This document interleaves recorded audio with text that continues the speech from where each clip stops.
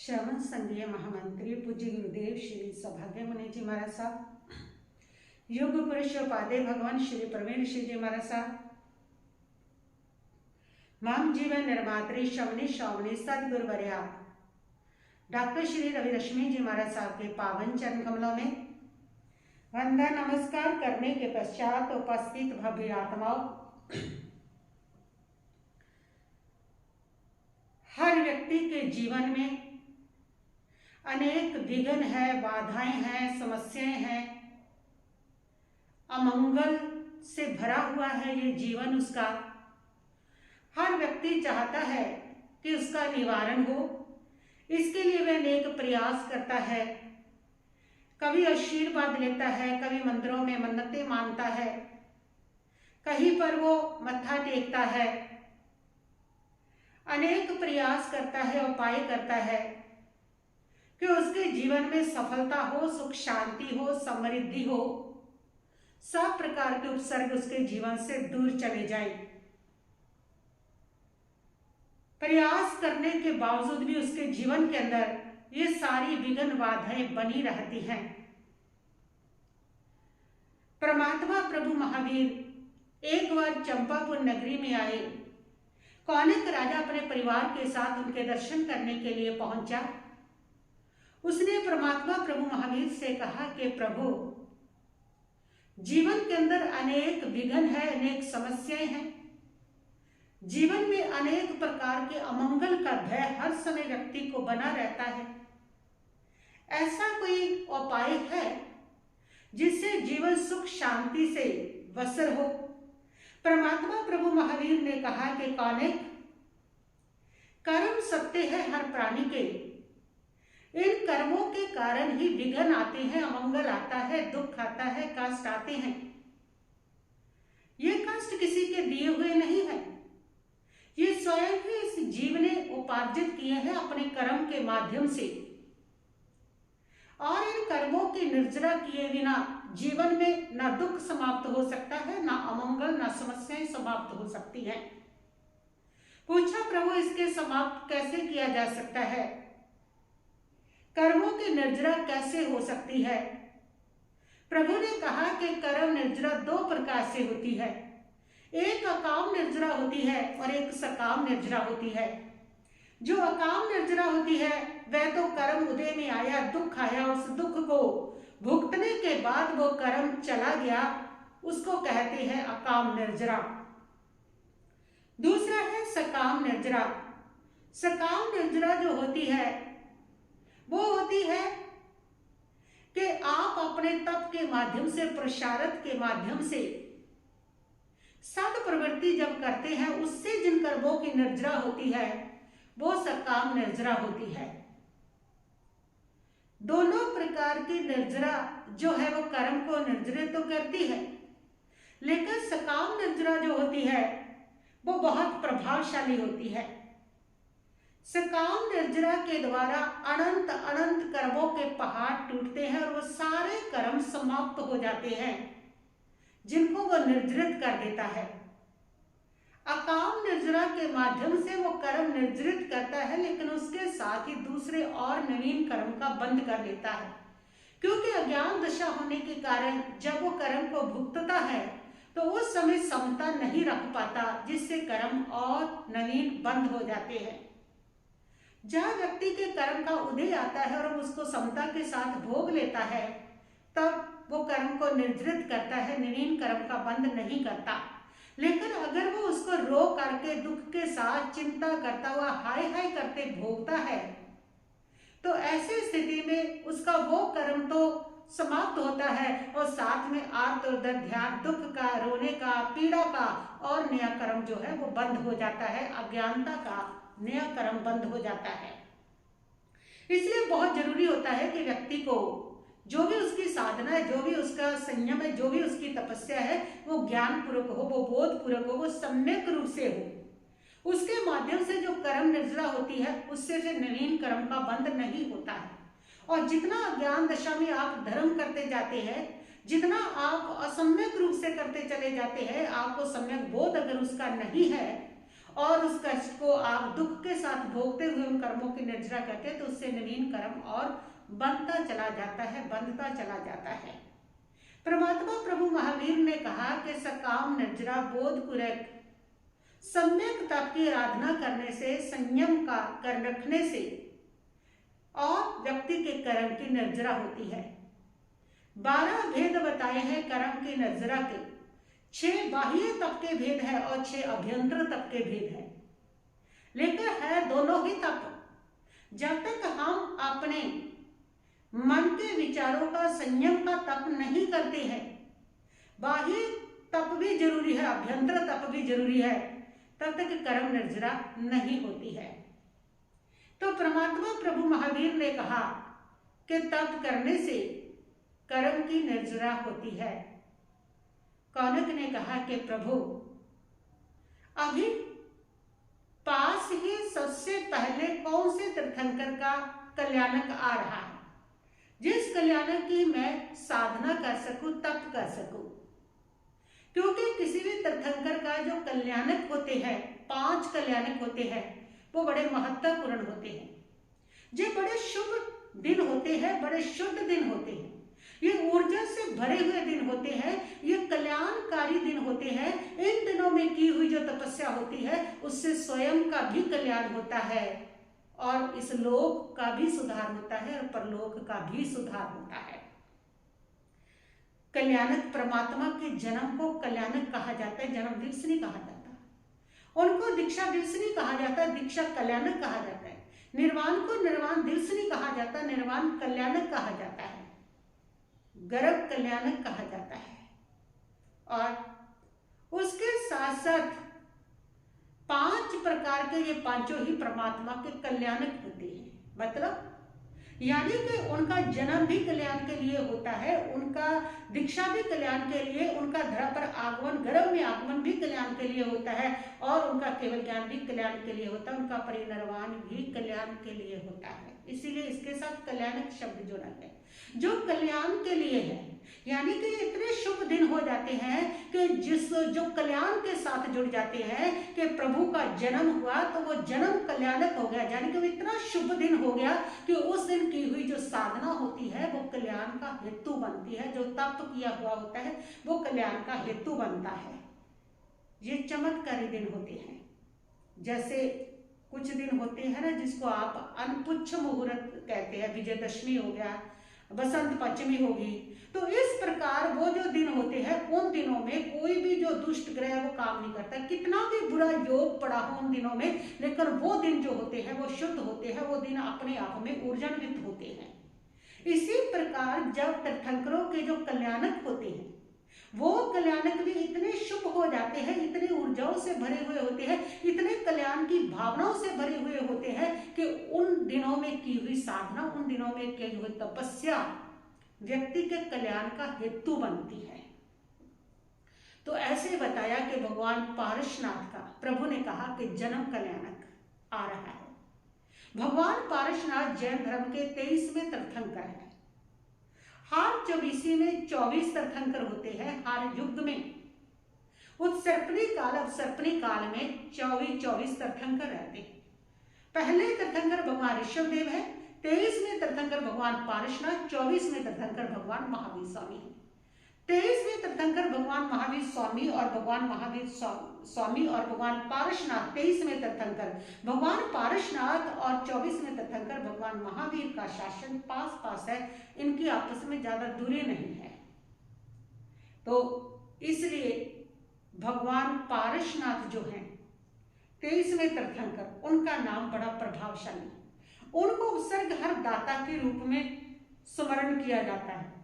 इस रूप में वो प्रसिद्ध भी है कि जब भी जीवन में कोई उपसर्ग आ गया तो उस समय भगवान पारसनाथ का स्मरण करें, उपसर्ग टल जाता है, लोगों के टलते भी हैं। भगवान पारसनाथ के नाम में ऐसी क्षमता कहां से आई? भगवान पारसनाथ ने 10 जन्म तक ऐसी समता की साधना की कि उनके ऊपर बड़े से बड़े उपसर्ग आए, उन उपसर्गों को उन्होंने अपनी समता से विफल कर दिया और उनकी समता ने ऐसी समता थी कि सारे उत्सर्ग को समाप्त कर दिया और वो तीर्थंकर बने, और उत्सर्ग भी उनके भाई के द्वारा दिए गए थे। और उस समता से ऐसी एक क्षमता पैदा हुई, ऐसे उत्सर्गों को बार बार समता से विफल करने से उनके नाम में ऐसी विशेषता पैदा होगी, ऐसी ऊर्जा का संग्रह हो गया कि उनका जो नाम स्मरण करता है उनके भी बड़े से बड़े उत्सर्ग अपने आप समाप्त हो जाते हैं, अपने आप खत्म हो जाते हैं। भगवान पारसनाथ के समय में 206 कन्याएं ऐसी थी जो शरीर से वृद्ध थी, जिनका शरीर जीर्ण शीर्ण था। ऐसा शरीर था उनका कि कोई भी युवक उनसे शादी नहीं करता था। और वो 206 कन्याएं वह दीक्षा लेती है भगवान पारसनाथ के शासन में, और दीक्षा लेकर के वो साधना करती है। वो आराधक तो नहीं बन पाती, वो विराधक रह जाती है, इसलिए वो मोक्ष नहीं जा पाती, और वह वैमानिक देवों में, देवलोक में देवियों के रूप में पैदा होती हैं। इंद्रों की पटरानियां, इंद्रों की देवियां, इस प्रकार वो देवियों के रूप में पैदा होती हैं। लक्ष्मी देवी, सरस्वती देवी, श्री देवी, कीर्ति देवी, ये जितनी देवी है भगवान पार्श्वनाथ जी की साधनियां रही हैं। और वो 206 जो देवियां हैं उनको अपने पूरा भाव की विराधना का प्रायश्चित है कि हमने विराधक रहे, अब हम आराधक बन जाए। और इसलिए उनका ये संकल्प है उस प्रायश्चित के रूप में कि भगवान पारसनाथ की जो भी भक्ति करेगा, जो भी उनका नाम स्मरण करेगा, हम उनके काम करेंगे, हम उनकी अनुमोदना के रूप में, के उनकी भक्ति के रूप में, भगवान पारसनाथ के नाम की भक्ति के रूप में हम उनके कष्टों को दूर करेंगे, ताकि लोगों का भगवान पारसनाथ की आराधना में आस्था, विश्वास, दृढ़ता के साथ हो और प्रभु की भक्ति खूब हो। क्योंकि प्रभु के शासन में दीक्षा लेकर के हम प्रभु की आराधक नहीं रह सके, हम विराधक होंगे। उस आराधना के प्रायश्चित रूप में वे जो भी भगवान पारसनाथ का स्मरण करता है, जो भी भगवान पारसनाथ की आराधना करता है, वो 206 देवियां जो है वो भगवान वो उस भक्त के कष्टों को दूर करती है। पद्मावती, धर्मेंद्र देव जो नाग रूप में जल रहे थे, जिनको परमात्मा ने नकार मंत्र सुना करके देव गति दी, और वे देव देवी के रूप में देवलोक में जब पहुंचे, उस उपकार को मानते हुए वे धर्मेंद्र पद्मावती भी भगवान पारसनाथ के भक्तों का कष्ट दूर करते हैं। इस प्रकार देवलोक में ज्यादातर जो देवों की कमांड है भगवान पार्श्वनाथ के भक्तों की है। भगवान पार्श्वनाथ के साधु है, श्रावक है, साध्वियां है, श्राविकामा है। देवलोक में ज्यादा देवों की जो कमांड है भगवान पार्श्वनाथ के भक्तों की होने के कारण वो सारे जो है वो भगवान पार्श्वनाथ के आराधकों के कष्टों को दूर करते हैं। यही कारण है कि भगवान पार्श्वनाथ के सबसे ज्यादा मंत्र है, सबसे ज्यादा स्तोत्रों की रचना है, सबसे ज्यादा भगवान पार्श्वनाथ के मंदिर बने हुए हैं, सबसे ज्यादा पूजा भगवान पार्श्वनाथ की होती है, उनका नाम लिया जाता है। शासन महावीर का चल रहा, तीर्थंकर बराबर होते हैं, उनकी शक्ति में कोई कमी नहीं, शक्ति एक समान होती है। लेकिन भगवान पारसनाथ के साथ जुड़े हुए वो सारे साधक जो देवलोक की कमांड संभाल करके बैठे हैं, वो सारे जो साधक है वो भगवान पारसनाथ का स्मरण करने वालों का शीघ्र कष्ट दूर करते हैं। उनके प्रति अपनी कृतज्ञता व्यक्त करने के लिए, उनके प्रति अपनी श्रद्धा आस्था व्यक्त करने के लिए, अपनी उस विराधना के प्रायश्चित के रूप में कि भगवान के शासन में पैदा होके उनके शासन को स्वीकार करके भी हम आराधक नहीं हो सके, उस रूप में वे उनकी शीघ्र कष्ट दूर करते हैं। यही कारण है कि भगवान पारसनाथ उपसर्ग हर परमात्मा के रूप में प्रसिद्ध हुए। बड़े से बड़े उपसर्ग अगर व्यक्ति पर आया, उसमें भगवान पार्श्वनाथ की आराधना करने से वो उपसर्ग व्यक्ति का दूर हो जाता है। भगवान पार्श्वनाथ की बताया कि वो जन्म कल्याणक कौनक को के आ रहा है, और भगवान पार्श्वनाथ की जन्म कल्याण की आराधना तप के रूप में करने से व्यक्ति के जीवन की सारी मनोकामनाएं पूरी होती हैं, और बड़े से बड़े बिगड़े हुए जो काम है वो सुधर जाते हैं, और अगला भव भी उसका सुधर जाता है, और शीघ्र ही वो मोक्ष को भी प्राप्त कर लेता है। किसने इस तप की आराधना की थी? पोषवदी दशमी भगवान पार्श्वनाथ का जन्म कल्याणक है। कहते हैं कि सुरेंद्रपुर नाम का नगर था, उस नगर में नरसिंह नाम के राजा राज्य करते थे। बड़े ही यशस्वी, बड़े ही प्रतापी, बड़े ही धार्मिक और न्यायप्रिय राजा थे। उनकी नगरी में एक सेठ रहता था जिनका नाम था सूरदत्त। बड़ा धनाढ्य व्यक्ति था वो और दयालु भी बहुत था। उसके जहां लक्ष्मी अटकेलियां करती थी, बहुत बड़ा वो व्यापारी था और बहुत उसका व्यापार देश विदेशों में फैला हुआ था। बड़े बड़े जहाज भर के विदेशों में लेके जाता था, वहां मुनाफा कमा के उधर से माल भर के इधर भारत में ला करके बेचता था, भारत का माल उधर बेचता था, खूब मुनाफा कमाता था और इस प्रकार उसके पास धन की कोई कमी नहीं थी। लेकिन वो जैन धर्म के सिद्धांतों से, जैन दर्शन से इनसे अनभिज्ञ था, इनको वो नहीं जानता था। और एक बार 102 जहाजों में माल भर करके विदेश के लिए वो चला, रतनद्वीप में पहुंचा। वहां जा करके उसने खूब कमाई की और माल बेच करके वहां का माल भरा और भर करके सुरेंद्रपुर नगर भारत के आने के लिए चल दिया। लेकिन देवयोग से रास्ते में आने के बाद जो समुद्र है उसमें गहरा तूफान आ गया और तूफान आने से जो जहाज है वो उस तूफान में फंस गए। और इधर जो सूरदत्त सेठ है वो सोचने लगा कि मैं अपनी जान बचाऊं किसी भी तरह से, और वो ऐसे किसी नाव का सहारा लेते हुए ऐसे उठक पुठक के अंदर उलझते हुए करते कराते वो एक तट पर आकर के पहुंच गए। तट पर पहुंच करके उसने सोचा कि चलो जान बची लाखों पाई, जहाज गए तो गए, माल गया तो गया, मेरी जान बची है। पैसे का क्या, पैसा तो और भी कमा लूंगा, लेकिन जीवन ही नहीं रहा तो पैसे का अर्थ भी क्या है। और इसलिए वो दुख भी नहीं मनाता। सुरेंद्रपुर नगर घर वापस आया। उसने सोचा कोई बात नहीं, मेरे पास और धन पड़ा है, 12,000 करोड़ सनैया मैंने जमीन में गाड़ के रखी है, उसको निकालता हूँ, फिर से व्यापार शुरू करता हूँ, फिर से नया व्यापार चालू करता हूँ। और उस समय बैंक नहीं होते थे, उस समय बैंक धरती ही होती थी, धरती में धन गाड़ के रखते थे।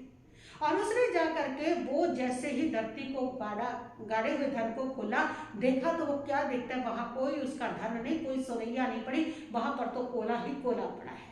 उसने माथा पीट लिया कि मेरे तो भाग्य ही बुरे आदि हैं, ये सारा पुण्य पाप का खेल हुआ करता है। जब तक व्यक्ति का पुण्य है तब तक उसके पास पड़ा हुआ कोला भी सोना बन जाता है, और जब व्यक्ति के पाप का उदय आ जाता है तब वही जो सोना है उसको कोला बनते हुए भी देर नहीं लगती।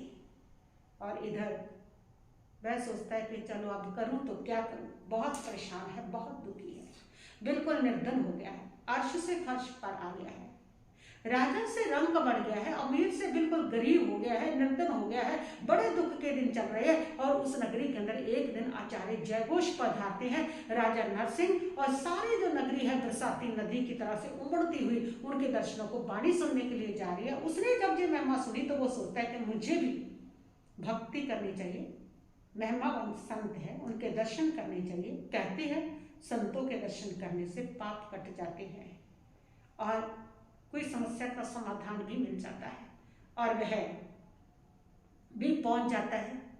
आचार्य जयघोष ने अपना प्रवचन कहा और उसके बाद उसने खड़े होकर के कहा कि प्रभु, मैं जिन शासन पर श्रद्धा करता हूँ, आस्था करता हूँ, मैं इसको स्वीकार करता हूँ। फिर उसने सवाल किया कि प्रभु, मेरे पास कभी बहुत धन था और वो सारे का सारा मेरा समाप्त हो गया, मैं बिल्कुल निर्धन हो गया हूँ, बिल्कुल गरीब हो गया हूँ, बड़े दुख के दिन मेरे पास चल रहे हैं, कोई ऐसी कृपा करो, कुछ ऐसा बताओ कि मेरे सुख के दिन आ जाए, ये संकट मेरा समाप्त हो जाए, ये दुख मेरा समाप्त हो जाए। आचार्य जयघोष ने कहा कि पोषवती दशमी भगवान पार्श्वनाथ का जन्म कल्याणकार है, तुम ऐसे करो, उस जन्म कल्याणक पर उसकी आराधना शुरू करो। 10 वर्ष 10 महीने तक की वो आराधना है और उसको करने से तेरे सारे मनोवांछित पूरे होंगे, तेरे सारे बिगड़े काम बन जाएंगे, तेरा सारा खोया हुआ जो धन है वो तुम्हें वापस मिल जाएगा। उसने पूछा कि प्रभु वो कैसे करना है? बताया आचार्य जयघोष ने, पोषवती दशमी को भगवान पार्श्वनाथ जी का जन्म कल्याणक होता है, आ ही रहा। उस दिन चौबिहारी उपवास करना है, जिसको निर्जल व्रत कहते हैं, बिना पानी का। चौबिहारी उपवास करके 12 लोग उसका ध्यान करें, 12 नमोथनम का पाठ करें, 12 बार तिकुतों का पाठ उठ बैठ करके वंदना करें और 12 बार उसर्गम स्तोत्र का पाठ करें। ये भगवान पार्श्वनाथ की महिमा का स्तोत्र है जो भगवान को उपसर्ग हरने वाले परमात्मा के रूप में स्थापित करता है। और एक पुच्छी सोनम का पाठ वीरत्वी का पाठ करें और 21 माला भगवान पार्श्वनाथ के नाम की ओम ह्रीम श्रीम श्री पार्श्वनाथाय अर्हते नमः 21 माला इसकी करें। और ब्रह्मचर्य का पालन, उसके साथ साथ क्रोध नहीं करना, झूठ नहीं बोलना, छल कपट नहीं करना, ज्यादातर मौन रहना, धर्म आराधना में वो सारा दिन तुम्हारा व्यतीत हो और उससे तुम्हारे सारे शुभ कर्मों का नजरा होगी। जी कल्याणकारी दिवस तुम्हारे कल्याण का हेतु बन जाएगा। कल्याणकारी दिवस पर की हुई तपस्या तुम्हारे लिए महान प्रभावशाली कल्याण का कारक बन जाएगी। इसलिए इसको तुम संपन्न करो। और उसने स्वीकार कर लिया, तपस्या शुरू कर ली। थोड़ा ही समय बीता था कि उसको सूचना आ गई कि उसके जो जहाज थे जो फंस गए थे वो सकुशल वैसे की वैसे तट पर पहुंच गए हैं। और वो पहुंचा तो सारा माल सुरक्षित पहुंच चुका था उसका। वो बड़ा खुश हुआ। उसने सोचा कि तप के प्रभाव से सारे काम सिद्ध हो गए हैं और उसकी श्रद्धा और भी दृढ़ होगी। उसने सोचा अब मेरा जो गड़ा हुआ धन है उसको भी देखता हूँ, शायद वो भी सही हो गया हो। और उसने जब जा करके देखा, उसको अखाड़ा भूमि को देखा और खुला देखा तो वो धन भी वैसे का वैसा पड़ा था। वह बड़ा खुश हुआ, खूब कमाई उसने की। 10 वर्ष 10 महीने पूर्ण हुए। पूर्णाहुति पर आचार्य ने बताया था कि धर्म ध्यान करना, कुछ दान करके इसका पूर्णाहुति करनी है। जब पूर्णाहुति उसकी हुई तो उस नगरी के अंदर सुखेंदु नाम के एक आचार्य पधारते हैं। उनका प्रवचन सुनने के लिए सूरदत्त जब गया तो सुन करके उसको विरक्ति हो जाती है, वैराग्य पैदा हो जाता है। ये है पुण्य की कमाई। पुण्य की कमाई जो होती है वो कभी बांधती नहीं। पुण्य की जो कमाई होती है वो व्यक्ति के अंदर मूर्छा पैदा नहीं करती है। पुण्य की कमाई जो होती है वो व्यक्ति को बेहोश नहीं बनाती है। पुण्य की कमाई जो होती है वो व्यक्ति को होश में लाती है। पुण्य की कमाई व्यक्ति को विरक्त कर देती है, विरक्ति देती है। पुण्य की कमाई आगे बढ़ने का मौका देती है, अवसर देती है। और ये पुण्य की कमाई थी जिसके कारण वह बांध नहीं सकी बल्कि विरक्त हो गया वो। और प्रवचन सुन के विरक्त हुआ तो उसने कहा कि गुरुवर मैं अब दीक्षा लेना चाहता हूँ। उसने दीक्षा ली और दीक्षा लेकर के अपनी साधना शुरू की। अंत में संधारा करके वो 12वें देवलोक में पहुंचा और वहां से वह महापदेव क्षेत्र में पैदा होगा। राजकुमार के रूप में नाम होगा जयसेन। अनेक सुख साधनों में पलता बढ़ता हुआ बड़े होने पर अनेक राजकुमारियों से उसकी शादी होगी। फिर एक दिन एक मृत व्यक्ति को देख करके उसको वैराग्य हो जाएगा और वैराग्य प्राप्त करके दीक्षा लेगा। दीक्षा लेके साधना करके सिद्ध बुद्ध मुक्त होगा। ऐसी उसने ये आराधना की। इस आराधना का उसने जीवन के अंदर ये महान प्रभाव पाया। उसने पाया कि उस आराधना की वजह से उसका सारा खोया हुआ धन वापस आ गया। उसके कष्ट के दुख के दिन समाप्त हो गए। उसके जीवन में मंगल और सुख के दिन आ गए। उसको देवलोक की प्राप्ति हुई। उसका पर भव भी सुधर गया और यहाँ तक कि उसको अभ्याभाव सुख मोक्ष की भी प्राप्ति होगी। ऐसी महान प्रभावशाली साधना है, तप आराधना है भगवान पार्श्वनाथ के जन्म कल्याणक की। कल भगवान पार्श्वनाथ का जन्म कल्याणक है, पोषवदी दशमी जिसको कहते हैं।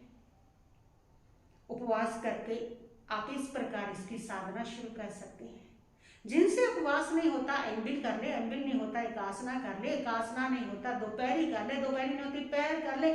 पैर भी अगर तुम्हारे से नहीं होता है तो 5 बीघे का त्याग कर ले, 2 बीघे त्याग ले, हरी सब्जी का त्याग कर ले, कुछ भी तपस्या करे। बड़ी तपस्या नहीं होती, छोटी तपस्या करे। ये दिन बहुत प्रभावशाली दिन होते हैं। ये बहुत ऊर्जाओं से भरे हुए दिन होते हैं।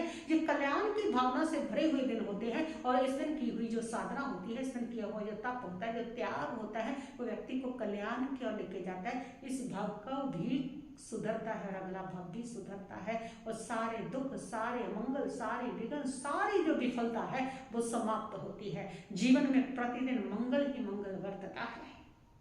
इसलिए आप जो भी कर सकते हैं करें भगवान पार्श्वनाथ जी का। और ये 10 वर्ष 10 महीने में संपूर्ण होता है।